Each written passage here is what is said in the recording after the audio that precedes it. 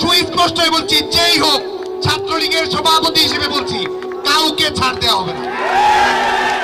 সময় মতো ব্যবস্থা নিব, সময় মতো ব্যবস্থা নিব। সংগঠন কি মামাবাড়ির আবদার? সংগঠন কি মামাবাড়ির আবদার পেয়েছ?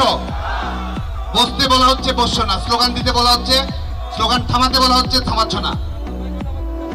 এই একটি সংকটময় পরিস্থিতিতে, চ্যালেঞ্জিং মুহূর্তে আমরা আছি। এই ছাত্রলীগ কে করতে বলছে? যদি সেই আদর্শিক দৃঢ়তা না থাকে, যদি ডিসিপ্লিন না থাকে, কমিটমেন্ট না থাকে, ছাত্রলীগ কে করতে বলেছে? কঠোর ভাবে বলছি, সামনে ডানে বামে অনেক কিছু দেখছি, অনেক কিছু দেখছি। সুস্পষ্ট হয়ে বলছি, ছাত্রলীগের সাংগঠনিক শৃঙ্খলা ভঙ্গ করলে যেই হোক, সুস্পষ্ট হয়ে বলছি, যেই হোক ছাত্রলীগের সভাপতি হিসেবে বলছি,